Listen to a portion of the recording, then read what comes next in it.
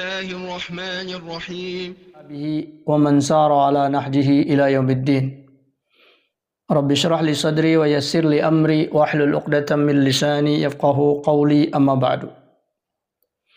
Taib, alhamdulillah di malam hari ini kita kembali diberi taufik oleh Allah Ta'ala untuk melanjutkan kajian pembahasan kita di dalam kitab Syarah Nawaqidul Islam. Salawat dan salam tercurahkan kepada uswah tauladan kita baginda Rasulullah sallallahu alaihi wasallam. Kita masuk kepada perkara lanjutan dari nawaqid atau naqidus samin, pembatal yang ke-8, yaitu di mana Syekh mengatakan ammal amru tsalitsu, adapun perkara yang ketiga, kata beliau. Ini perincian-perincian tentang tolong menolong seorang muslim kepada selainnya. Ya, yang terkadang-kadang ikhwati azzakumullah tidak bisa kita hindarkan adanya kerjasama di antara orang-orang muslim dengan selain orang muslim. Maka di sini beliau menjelaskan tentang perkara ketiga ini. Beliau mengatakan huwa ta'awun fi umuri dunya indal hajah, yaitu adanya tolong menolong sesama manusia baik dia muslim maupun kafir dalam urusan-urusan dunianya, indal hajah, ketika mereka membutuhkan hal tersebut, ya. Hal ini terjadi, kata beliau, Nabi SAW pernah melakukan kerjasama dengan orang Yahudi, dengan orang-orang Yahudi fi Khaybar, yaitu tentang pelaksanaan kebun Khaybar.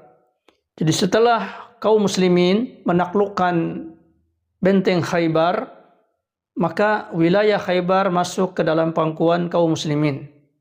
Dan di Khaybar ada kebun-kebun kurma yang sangat bagus. Dan itu dahulunya digarap oleh orang-orang Yahudi, dan mereka mengetahui tentang bagaimana seluk-beluk kebun tersebut dan bagaimana mengelolanya. Maka ketika orang-orang Yahudi ini ditaklukkan di Khaybar, maka segala apa yang mereka miliki telah kembali ke pangkuan Islam.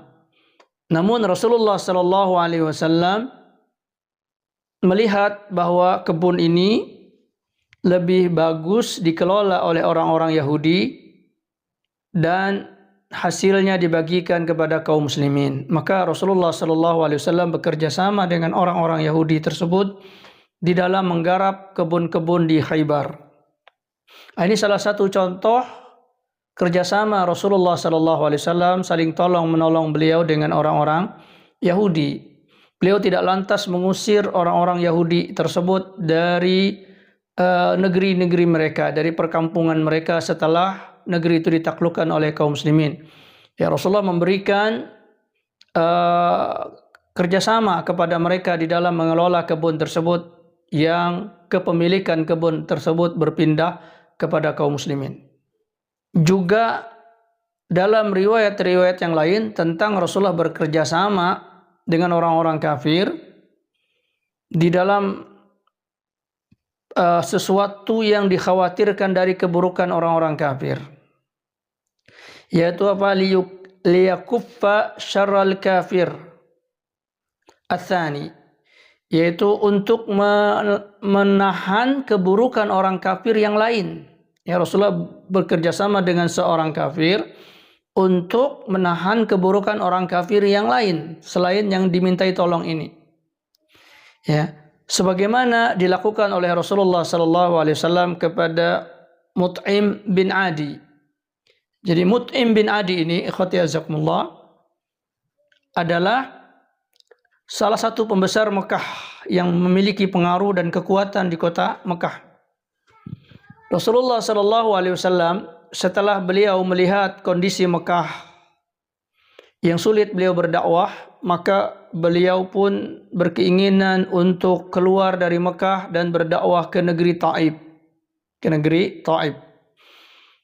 Lalu ketika di negeri Taif, justru beliau mendapatkan penolakan yang lebih besar lagi dari Mekah.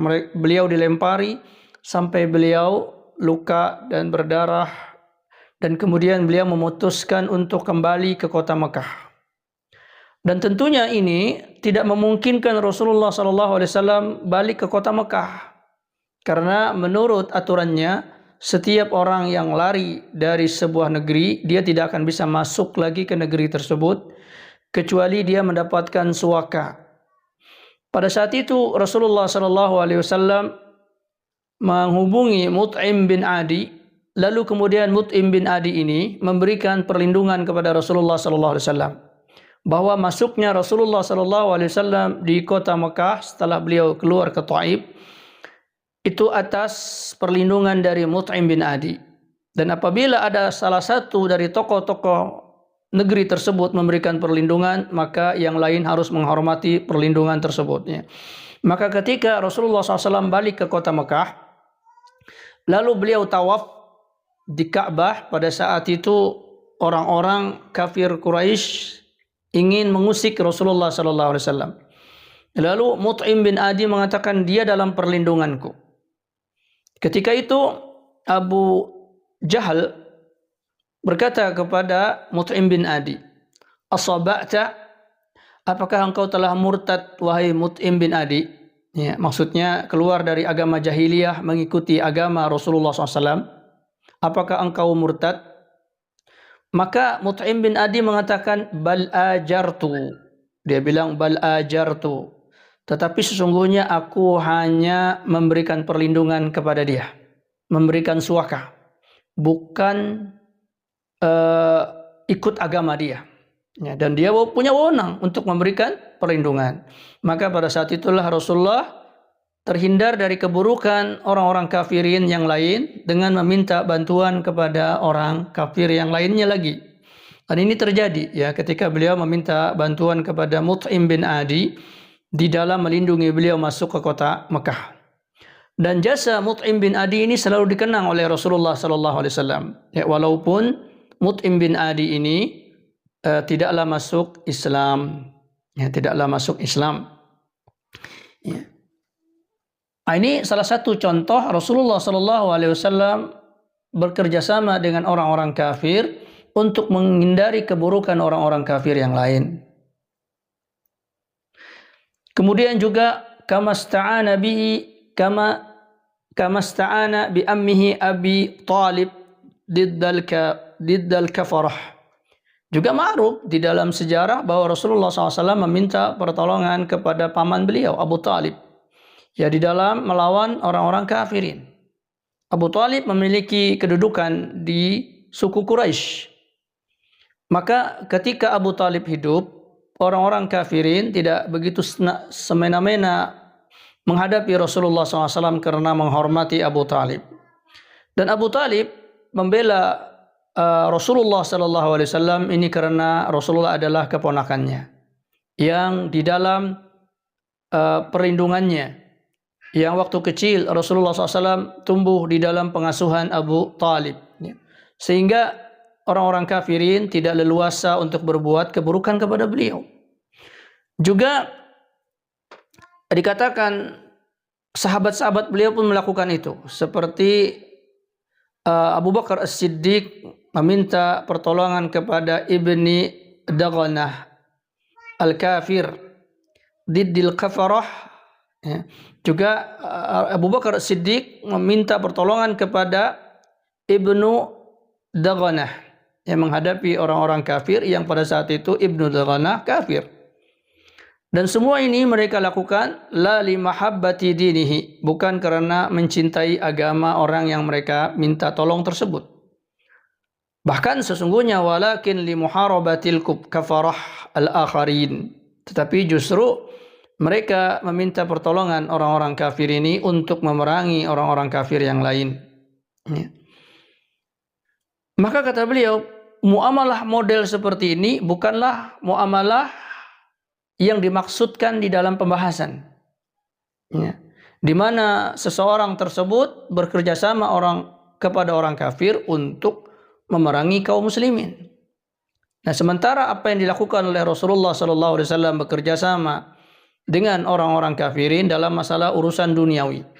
Dalam masalah urusan duniawi bahkan lebih identik untuk ya menghindarkan keburukan orang-orang kafir yang lain. Ya. Ya, mereka dibayar, mereka diberikan penghargaan atas bantuan tersebut untuk melindungi dakwah dari orang-orang kafirin. Maka ini adalah hadza jaizun, dan ini adalah bagus, baik. Ya. Ya, semisal apa? Semisal kaum muslimin membeli senjata dari negeri-negeri kafir, dan ini kerjasama. Dan senjata ini digunakan untuk memerangi kaum kafir yang lain yang menyerang kaum muslimin. Maka ini tidak ada masalah. Ya, dahulu kaum muslimin di dalam berperang, senjata-senjata mereka peroleh dari orang-orang kafirin. Baik itu dengan rampasan maupun dengan pembelian. Mereka pernah membeli kuda, ya, membeli senjata, membeli panah dari orang-orang kafirin, dan itu digunakan untuk membela diri mereka dari orang-orang kafirin yang lain. Nah, ini bentuk kerjasama. Maka ini hadza jaizun, boleh, ya. Juga beliau tambahkan di sini tentang cerita bagaimana Rasulullah SAW meminta pertolongan kepada Abdullah bin Uraiqid.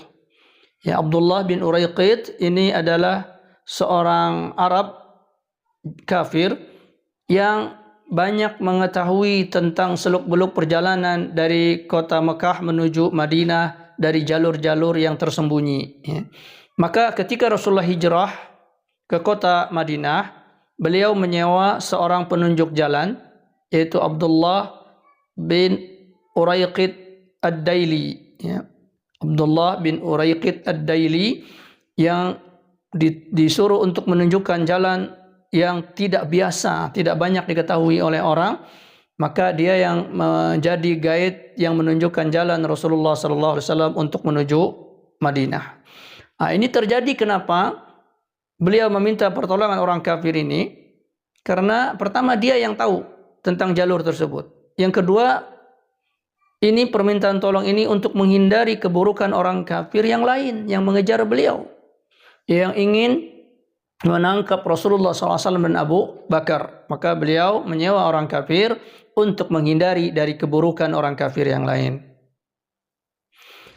Maka kata beliau,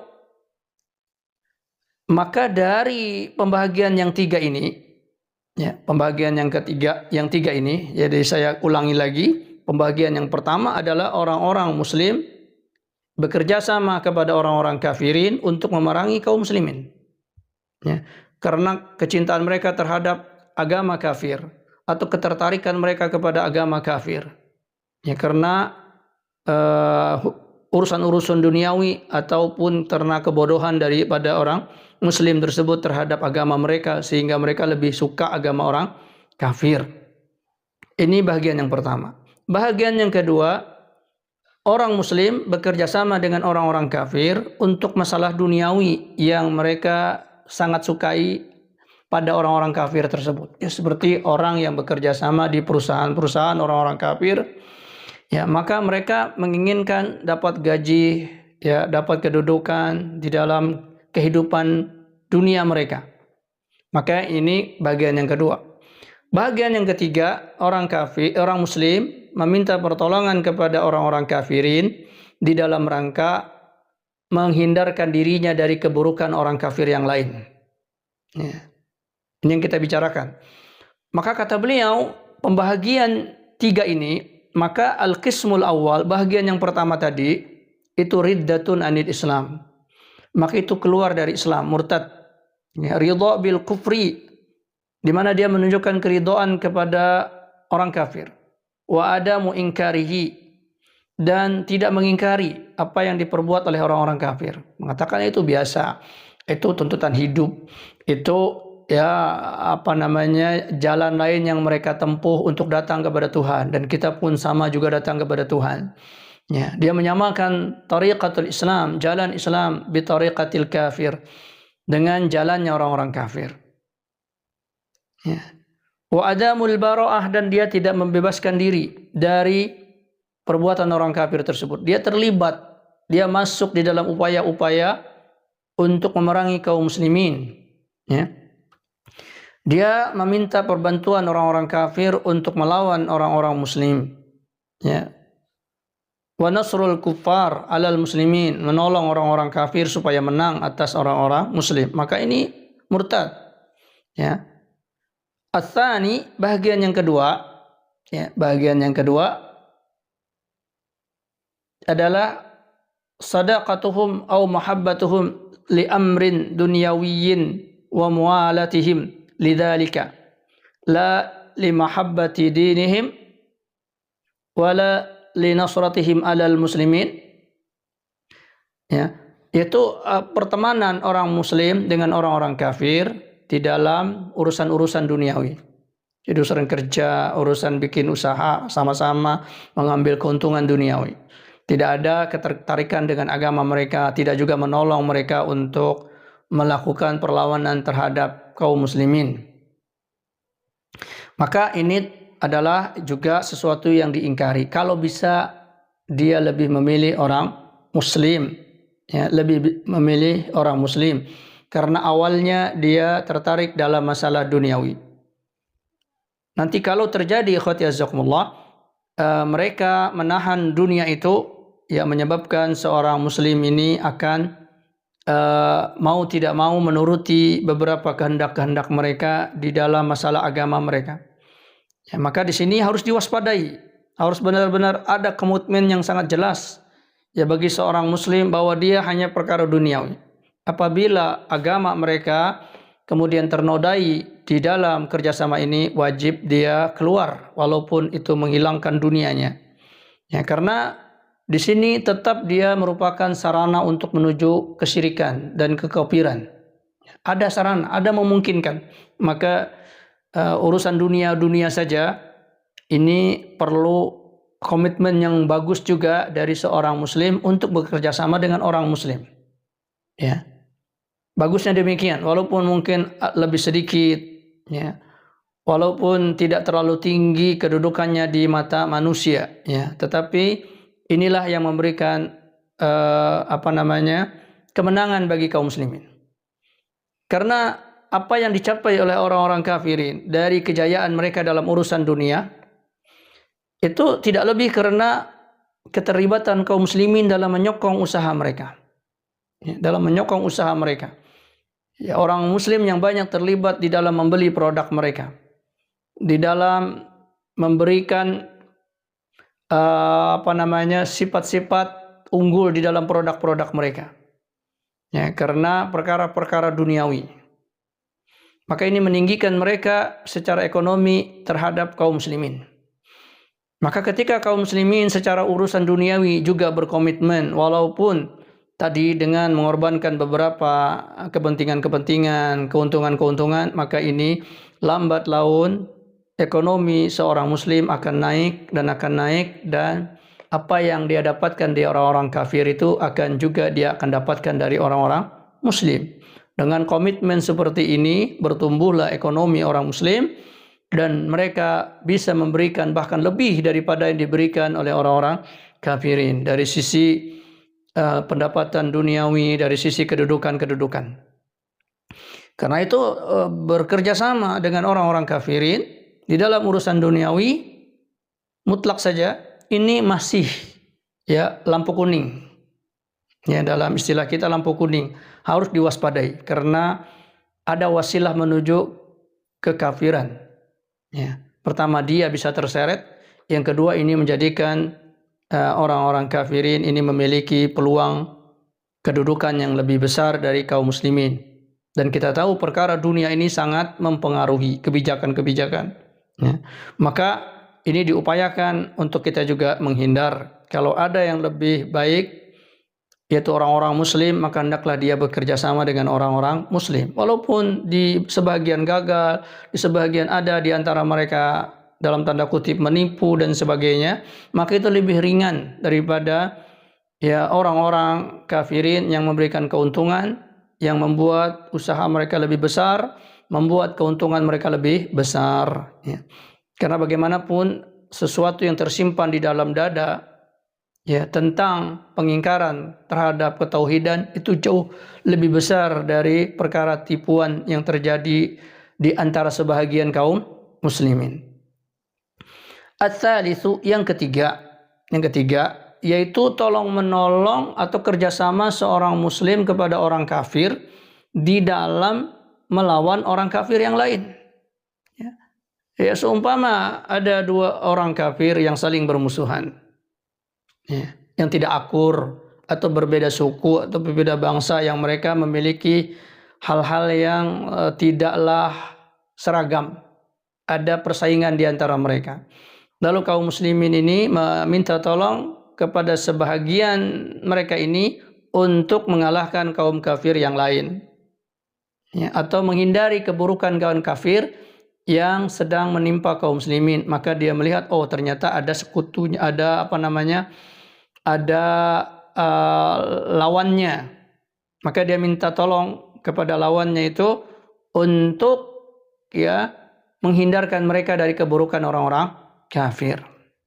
Dan ini boleh, apalagi kalau sekedar itu adanya perbedaan pandangan keagamaan antar sesama muslim, maka lebih layak mereka untuk saling tolong menolong di dalam menghadapi orang-orang kafirin. Walaupun bisa jadi kesalahan dari orang muslim ini sampai pada tingkatan kekufuran, maka itu lebih selamat.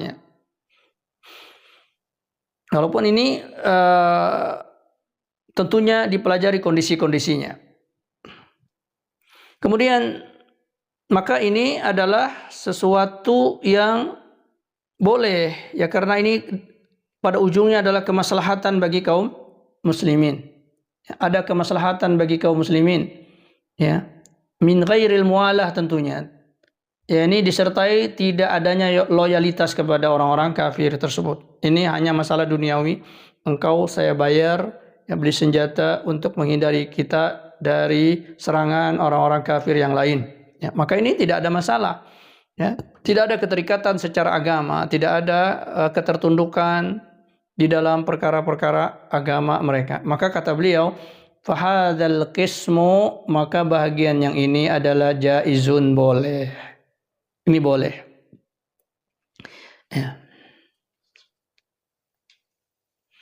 Kemudian, ikhwati azakumullah, lalu beliau berkata di sini, wa ammal kuffar al-harbiyun fala tajuz musa'adatuhum bi syai'in bal musa'adatuhum 'alal muslimin min nawaqidil Islam. Adapun orang-orang kafir yang memerangi kaum muslimin, mereka memerangi kaum muslimin, maka tidak boleh membantu mereka dengan sesuatu. Orang muslim memproduksi senjata misalnya, terjadi peperangan antara orang kafir dengan orang muslim, sehingga orang kafir ini namanya kafir harbi, kafir yang memerangi orang muslim. Maka tidak boleh dia menjual senjata kepada orang-orang kafir tersebut, walaupun ini masalah duniawi, jual beli, tetapi pada efeknya ini akan menyebabkan kelemahan bagi kaum muslimin. Juga termasuk di dalam membeli produk-produk mereka, membeli produk-produk mereka yang itu kemudian memberikan kemampuan mereka untuk membeli alat-alat senjata, membiayai perang dan sebagainya. Maka ini termasuk membantu mereka. Dan ini bisa jadi min nawaqidil Islam, bisa jadi akan menyebabkan seseorang batal keislamannya. Apalagi kalau dia berkeyakinan bahwa baguslah ini terjadi misalnya, dan dia sengaja membeli itu untuk membantu kaum kafirin tadi. Kalau dia karena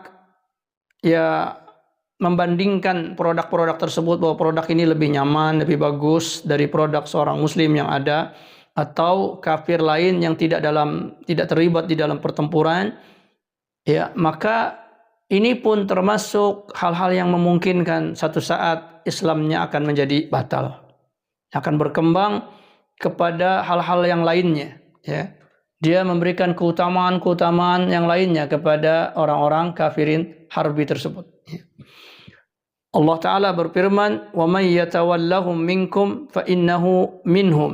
Dan barang siapa yang berwali, memberikan kecintaan, memberikan dukungan, memberikan kekuatan kepada mereka dari sisi-sisi berbelanja atau menjual kepada mereka, fa innahu minhum, maka dia bisa jadi bahagian dari orang-orang kafir tersebut, ya.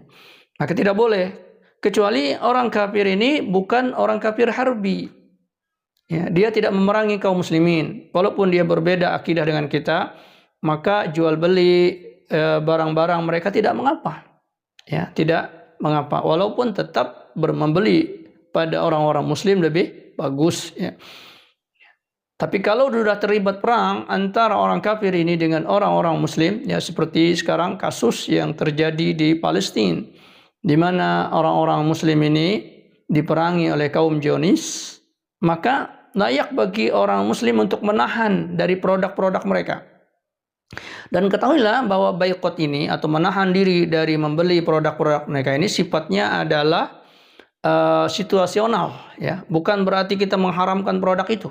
Ya, kalau memang produk itu halal, cuman dalam kondisi sekarang, maka orang-orang muslim dianjurkan untuk menahan diri dari produk-produk itu semampunya. Artinya kalau sesuatu yang tidak bisa dilepaskan dari hajat, yang nggak bisa lagi kita kecuali hanya mereka yang punya produk itu dan itu hajat kebutuhan yang esensial, maka la yukallifullahu nafsan illa wus'aha. Namun harus ditunjukkan apa yang dia bisa boikot, dia boikot, ya. Apa yang dia tidak bisa, maka dia meminta ampun kepada Allah Subhanahu wa taala. Ya, sehingga ada, ya, bukti seorang muslim ini memiliki keberpihakan kepada kaum muslimin dan tidak berpihak kepada orang kafir atau merasa tidak peduli dengan urusan orang kafir. Rasulullah SAW bersabda, "Man lam yahtam bi umuril muslimin falaysa minna." Maka siapa saja yang tidak memberikan perhatian terhadap perkara orang muslim, maka dia bukan bagian dari kami, kata Rasulullah SAW. Kemudian beliau mengatakan, waqad buliyan nasu min dahrin tawilin bihadal bala. Ya, kata beliau, orang-orang muslim telah diberikan musibah ini, ya, dalam waktu yang sangat panjang, kata beliau. Yaitu mereka memberikan loyalnya kepada orang-orang kafirin, mencintai mereka. Ya, ini banyak terjadi. Justru mereka lebih mencintai orang-orang kafir, mencintai produk-produk mereka. Apalagi kafir-kafir itu harbi. Bahkan mereka berbangga dengan produk-produk ini, bahwa ini lebih modern, bahwa ini lebih keren, bahwa ini lebih bagus kualitasnya. Hanya sekedar pembicaraan di kalangan pasar saja. Padahal betapa banyak kita mendapatkan produk orang muslim jauh lebih bagus. Ya, cuman mungkin kekalahan dari sisi marketing saja, ya, dari sisi viral saja. Ya, maka inilah, kata beliau, bala yang menimpa kaum muslimin, ya, di mana mereka kemudian terpuruk, tidak mampu untuk menghadapi, ya, perjuangan menghadapi orang-orang kafirin tersebut. Illa man rahimallahu, kecuali orang-orang yang dirahmati Allah. Ada orang-orang yang tetap komitmen di dalam kondisi seperti itu, walaupun mereka agak kesulitan, tapi mereka tetap berkomitmen untuk memberikan dukungan kepada orang muslim. Maka kata beliau,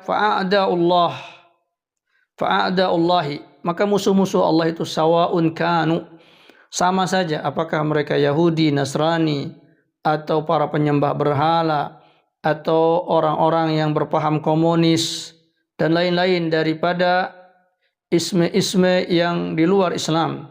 Kulluhum yasurruhum ma yadurruna, akan menyenangkan bagi mereka apa yang memudaratkan kita. Wa yasu'uhum ma yanfa'una, dan akan membuat sakit mereka dengan apa yang memberikan kita manfaat. Dan ini di semua lini, ya. Di semua lini, bukan hanya di bagian-bagian tertentu. Bahkan kita mendapatkan di di bidang-bidang olahraga pun demikian. Ada kecemburuan mereka ketika orang muslim itu menang, menguasai. Maka mulailah mereka membuat aturan-aturan, membuat ketetapan-ketetapan yang menghilangkan manfaat bagi seorang muslim tersebut. Dan ini realita yang tidak bisa kita pungkiri. Ya, wa kulluhum a'da, maka mereka semua itu adalah menjadi musuh. Ya, dan ini bukan perkara kekerasan, tetapi sesungguhnya sudah kita sebut, kita menjadikan orang-orang ahlul syirki, ahlul kufri menjadi musuh adalah untuk ada di dalam hati kita mendakwahi mereka, merubah keyakinan mereka, menghilangkan kesombongan mereka, sehingga mereka mengenal kepada Allah, mengenal kepada syariat ini yang membawa kebaikan kepada mereka. Maka lakin mata wufiqa al-muslimuna li bughdihim fillahi wa mu'adatihim fillah wa sabrihim ya wa taqwahum lam yadurhum kaiduhum. Maka apabila seorang muslim itu diberi taufik di dalam hatinya untuk tetap menyimpan di dalam hati mereka ketidaksenangan terhadap orang-orang kafirin yang memiliki permusuhan dari sisi agama tadi, ya bukan dari sisi kemanusiaannya tapi dari sisi agama dan keyakinannya yang menyimpang dari ajaran Allah, dan sabar mereka di dalam mempertahankan keimanan itu, mungkin di dalam keadaan yang merugikan, mungkin di dalam keadaan yang tidak menguntungkan, tapi mereka tetap sabar di atas iman mereka, wa taqwahum, dan ketakwaan mereka. Maka lam yadurruhum kaiduhum, maka walaupun mereka musuh, maka tipu daya mereka tidak memudaratkan orang muslim, tidak membuat mereka hancur, tidak membuat mereka kalah, ya kalau orang muslim ini tetap sabar. Rasulullah, Allah tabaraka wa taala berfirman, wa in tasbiru wa tattaqu, dan jika kalian bersabar di atas agama Allah, wa tattaqu, dan kalian bertakwa, la yadurrukum kaiduhum syai'a, maka tidaklah membahayakan kepada kalian tipu daya mereka sedikit pun. Maka al-wajib alal mu'minin aina makanu ma'a a'da Allahi bughduhum billah, maka wajib atas orang mukmin dimanapun mereka berada, kalau mereka bergaul dengan musuh-musuh Allah, yaitu ahlul kufri wasyirki, itu mereka tetap membenci mereka fillahi, di dalam Allah. Jadi mereka benci kepada orang kafir bukan permasalahan pribadi mereka, ya, bukan masalah sifat kemanusiaan mereka, tetapi karena mereka menentang perintah Allah, tidak mau mentauhidkan Allah tabaraka wa taala. Wa mu'adatuhum fillah, ya, memusuhi mereka itu karena Allah. Sawa'un kana harban aw salaman, baik itu orang kafir harbi maupun orang kafir yang tidak ada permusuhan, tetap di dalam hati mereka ada tersimpan hal-hal yang memusuhi kaum muslimin, maka tetap kita, ya, memberikan sifat permusuhan kepada mereka dari sisi akidah kita, dari sisi agama kita, ya. Walaupun tetap sudah kita sebut dari sisi muamalah kita, ya, apabila mereka baik maka kita baik, ya. Namun tetap kita menyebutkan dan meyakini tentang keburukan itu. Maka ini yang menyelamatkan seorang muslim sampai kehidupannya. Dan ini sama sekali tidaklah buruk, ya, bagi orang kafir tersebut. Justru apabila orang muslim memberikan kecintaan kepada kekafiran, maka itu justru membinasakan orang kafir tersebut. Tidak ada peluang dia untuk mengenal Islam, dan lebih lanjut orang muslim ini pun juga terjerumus dalam keburukan. Maka Allah Ta'ala berfirman, la yanhaakumullahu anil ladzina lam yuqatilukum fid dini wa lam yukhrijukum min diyarikum an tabarruhum wa tuqsitu ilaihim. Allah tidak melarang kalian terhadap orang-orang kafir lam yuqatilukum, yang tidak memerangi kalian fid dini, dalam agama kalian. Ya, dia tidak mengurusi agama kita, dia membebaskan kita untuk beribadah, tidak mengganggu, ya. Walam yukhrijukum min diyarikum, mereka juga tidak mengusir kalian dari rumah-rumah kalian. Apa yang tidak dilarang oleh Allah? Antabarruhum, untuk kalian berbuat baik kepada orang-orang tersebut. Wa tuqsitu ilaihim, dan berbuat adil kepada mereka. Ya, kalau mereka tidak berbuat keburukan, tidak memerangi kita, tidak mengusir kita, maka kita pun berbuat baik kepada mereka dan berbuat adil. Ya. Innallaha yuhibbul muqsitin. Sungguhnya Allah mencintai orang-orang yang berbuat adil. Ini ada dalam surah Al-Mumtahanah. Ya. Maka inilah batasan-batasan tentang pergaulan tersebut, ya, di mana kita bersikap adil terhadap orang-orang kafirin di dalam pergaulan-pergaulan kita secara lahiriah. Namun tetap di dalam hati kewaspadaan, kecintaan kepada Allah, kepada kaum muslimin harus lebih besar dari sekedar kecintaan kita tentang pergaulan-pergaulan tersebut. Ya. Tetap harus besar, namun di dalam sikap kita untuk berbuat baik, untuk berlaku adil kepada mereka yang tidak memusuhi, maka ini tidak mengapa. Artinya baik jual beli, kita membeli produk mereka tidak ada masalah, tidak ada boikot di dalam masalah tersebut. Tapi kalau sudah memerangi, mengusir kaum muslimin dari negeri-negeri mereka, maka wajiblah bagi kaum muslimin di dalam sikap lahiriah mereka untuk menunjukkan perlawanan tersebut dengan apa yang bisa mereka tunjukkan, ya, perlawanan tersebut. Kemudian beliau menjelaskan sikap-sikap ini, efeknya, ya. Kata beliau, wa hadhihi al-ihsan fi waqtil hudna wa waqtil muahadah qad yakunu sabilan ila al-hidayah. Kata beliau, sikap seorang muslim yang berbuat baik kepada orang-orang kafirin yang dalam perjanjian mereka berbuat baik kepada kita, tidak ada permusuhan mereka kepada agama kita, mereka tidak mengusir kita dari rumah, lalu kita berbuat adil, berbuat baik kepada mereka, maka ini bisa jadi merupakan jalan bagi mereka untuk menggapai hidayah. Qad yakunu sababan lil islamil mu'ta wal muhsin ilaihi. Ya, maka ini bisa menjadi sebab keislaman mereka, orang-orang yang diberi, orang-orang yang kita berbuat baik kepada dia sehingga dia memungkinkan untuk masuk ke dalam Islam, mengenal Islam ini, dan itulah yang terjadi, ya. Orang yang berakal sehat dari orang-orang kafirin yang tidak dihimpit oleh kebencian karena sikap baik seorang muslim, pikirannya jernih di dalam memandang kaum muslimin, dan dia mampu membaca literatur Islam, di antaranya Al-Quran, di antaranya hadis-hadis Rasulullah, sejarah-sejarah Rasulullah, yang kemudian betapa banyak di antara mereka menyadari bahwa sesungguhnya mereka di dalam kekeliruan, dan kemudian mereka kembali kepada Al-Islam. Ya, karena sesungguhnya setiap manusia itu lahir dalam keadaan fitrah keislaman. Kullu mauludin yuladu alal fitrah. Setiap bayi yang lahir itu lahir dalam keadaan fitrah, yaitu mengenal Allah Subhanahu wa taala.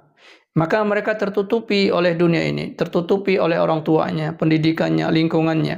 Ya, kemudian mereka menjadi kafirin. Karena itu sikap orang muslim yang buruk terhadap orang-orang kafirin yang tidak memusuhi, yang tidak ada alasan untuk memusuhi orang kafir, justru akan semakin mengokohkan ketersesatan mereka dari din yang mulia ini. Maka pergaulan terhadap orang-orang kafirin dengan kaidah nawaqidul Islam ini tidak menghalangi kita untuk berbuat baik. Ya, cuman batasan-batasan yang tadi kita perhatikan dan tertanam di dalam hati kita.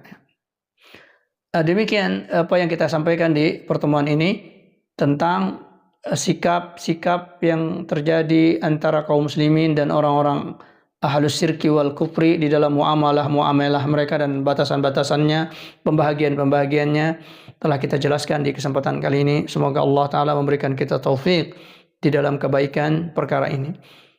Baik, kita cukupkan pertemuan kita hari ini. Semoga Allah Subhanahu Wa Ta'ala memberikan keistiqomahan, menjaga kaum muslimin dari keburukan orang-orang kafirin, kemudian menjadikan hidayah-hidayah Islam itu dekat dengan mereka dan juga kepada kita semuanya. Aqulu qawli hadza wa astaghfirullah, subhanakallahumma wa bihamdika asyhadu an la ilaha illa anta astaghfiruka wa atubu ilaik. Assalamualaikum warahmatullahi wabarakatuh.